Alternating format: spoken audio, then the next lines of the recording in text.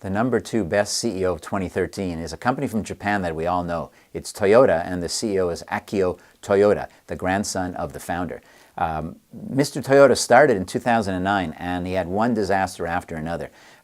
It was the sudden acceleration problem, brake acceleration problem, of course the financial crisis, big tsunami in Japan that completely disrupted parts supply chain.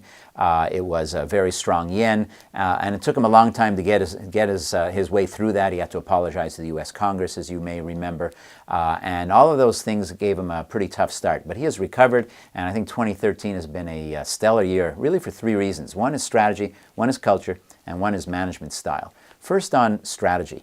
Toyota is focusing on, for the first time maybe, cool, emotional, exciting, fun cars. They were always known as producing amazing cars, and of course their sales have been great. But under Toyota, they're focusing on bringing the fun back into it. He's actually a guy that goes and test drives all these cars himself. They're focusing on bringing emotion back into it. And on top of that, they've created this kind of module component model where they're going to use a lot of different components for different cars around the world to try to cut costs in that way. And I think that new strategy is a pretty exciting one. Culture. Toyota was a culture, maybe like a lot of Japanese companies, that needed a lot of change. Bottom up, kind of slow-moving consensus, and Akio Toyoda decided very quickly to accelerate decision-making, to actually have meetings where decisions would be made on the spot, completely unheard of in a culture like Toyota. Much more flexibility.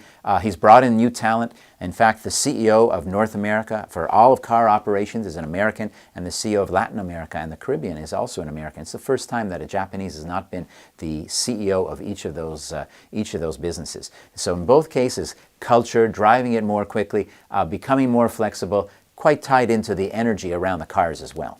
Akio Toyoda's management style has been a revelation in Japan.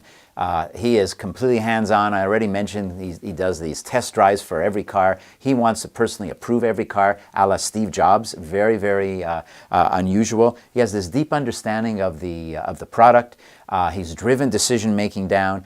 When he went to the U.S. Congress to talk about what went wrong with the sudden acceleration disaster. He, of course, apologized, and he said afterwards, it's because of these disasters that we're revealing a new side of Toyota, that Toyota can actually change. He was trying to take an incredible negative and turn it into a positive. And the results are unbelievable. On track for something like $17 billion in net profit.